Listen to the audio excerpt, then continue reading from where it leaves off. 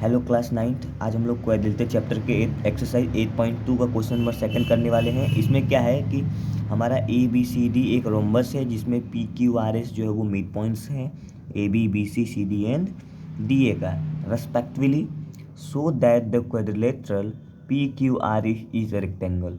तो जब आप सबको ज्वाइन करोगे तो आपके अंदर एक क्वाड्रिलेटर बनेगा और उसी को रेक्टेंगल प्रूफ करना है। तो फॉर एग्जाम्पल मैं पहले से यहाँ पे ड्रॉ कर चुका हूँ, आप लोग इसी तरह ड्रॉ करना है। आप लोग को सबका मिड पॉइंट्स को ज्वाइन कर देना है स्केल के द्वारा, ठीक है।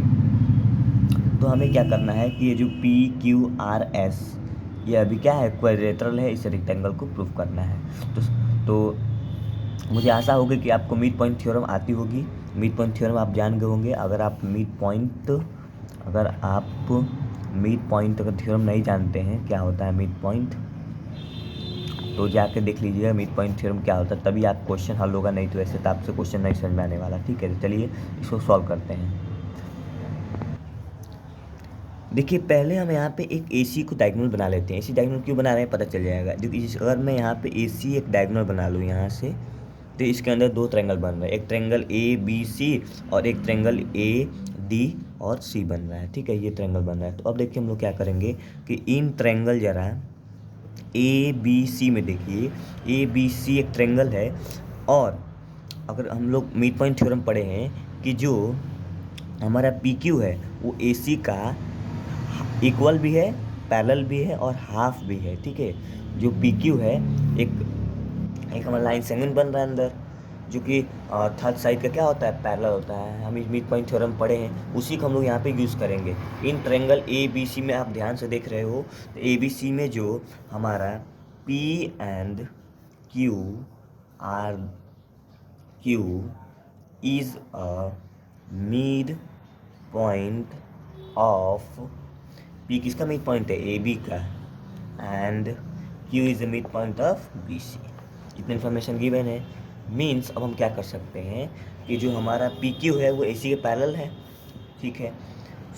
अब यहाँ पर हम क्या करेंगे कि जो PQ है वो पैरेलल है AC का, और जो PQ है वो हाफ भी है किसके, AC का। कैसे, by mid point theorem use किया है, मिड पॉइंट थ्योरम, ठीक है। ये मिड पॉइंट थ्योरम है, इसे इक्वेशन 1 मान लीजिए, ठीक है।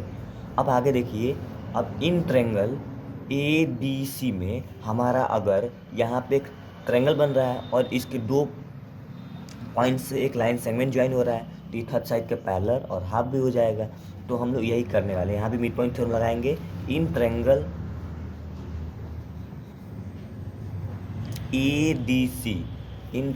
ADC को आप लोग देखते होंगे। ADC ट्रायंगल में हमारा क्या है कि S and R is the mid point of AD and CD। जो S है मिड पॉइंट किसके, AD का, और हमारा R किसका मिड पॉइंट है, CD का, ठीक है। इतना आप लोगों को पता होगा। अब हम देखिए हम क्या करते हैं कि हम ये क्या लिख सकते हैं, जो हमारा SR है वो पैरेलल है AC का, और ये भी हम लिख सकते हैं ये जो SR है वो AC का हाफ भी है। क्यों, बाय मिड पॉइंट थ्योरम, ठीक है। जो SR है वो हाफ है AC का। इसे इक्वेशन क्या मान लो, 2 मान लो। अब हम क्या करेंगे, from equation 1 and 2, equation 1 and 2 से क्या पता चलता है। अगर एक इक्वेशन 1 देखोगे तो जो PQ है, जो हमारा PQ है वो AC के पैरेलल है, और इक्वेशन 2 में जो SR है वो AC के पैरेलल है। मीन्स क्या है कि PQ भी पैरेलल हो जाएगा किसके, SR के, समझे। ये जो है वो PQ जो है वो पैरेलल हो जाएगा किसके, SR के। क्यों, क्योंकि जो हमारा ये PQ है वो AC का पैरेलल है, और जो SR है वो AC से पैरेलल है। कैसे, बाय फ्रॉम इक्वेशन 1 एंड 2 से हमें ये पता चल रहा है, ठीक है। और हम ये भी जानते हैं कि अगर ये पी क्यू ए सी का हाफ है और एस आर अगर ए सी का हाफ है means P Q S R का इक्वल होगा, means P Q S R का इक्वल होगा। ठीक है, ये हम लोग कर दिए। सो हम ये लिख सकते हैं कि P Q R S is a parallelogram. क्यों? पी, देखिए यहाँ पे हम लोग ये प्रूफ कर दिए हैं कि P Q R S parallelogram proof कर, लेकिन हमें पैरेललोग्राम प्रूफ नहीं करना था, हमें रेक्टेंगल प्रूफ करना था। तो हमने क्या किया, सबसे पहले इसको पैरेललोग्राम प्रूफ किया। कैसे पैरेललोग्राम प्रूफ किया? क्योंकि in a quadrilateral one pair of opposite side are equal and parallel. ठीक है, इसका एक क्वाड्रिलेटर में जो एक साइड क्या है, इक्वल एंड पैरेलल है।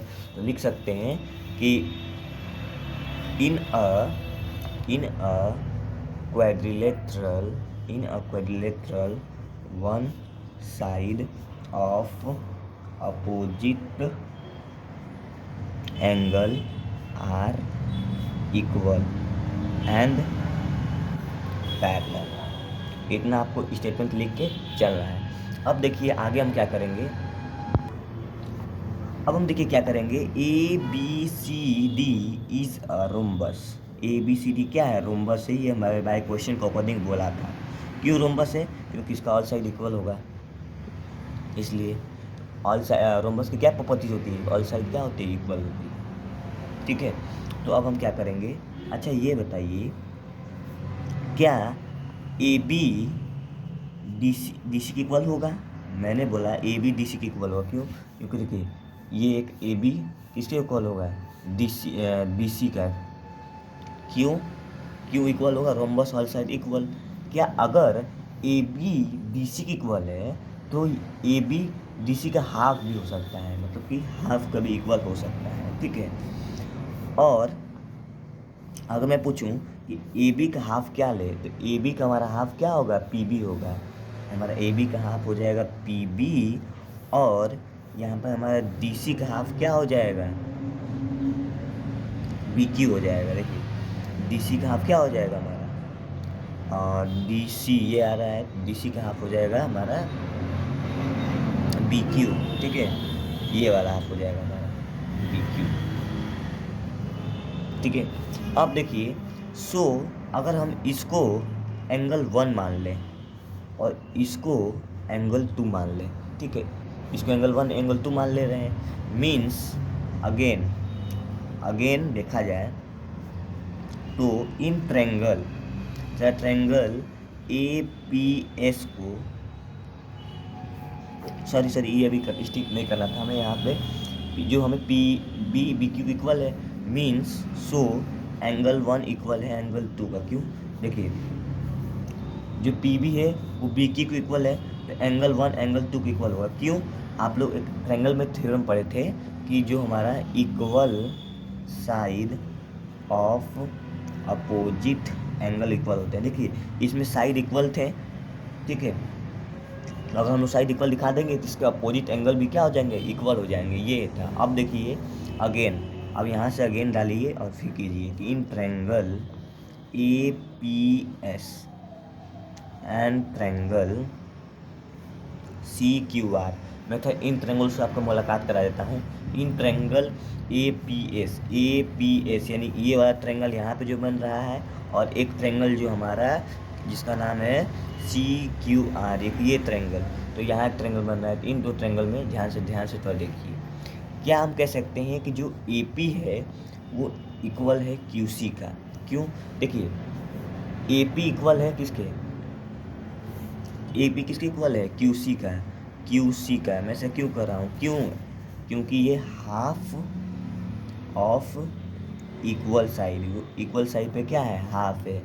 ठीक है, इसी प्रकार हमारा ए एस जो है, जो ए एस है हमारा, जो हमारा ए एस है वो सी आर के इक्वल हो जाएगा। अब ए एस कहाँ पे है, ये ए एस जो है वो सी आर के इक्वल हो जाएगा।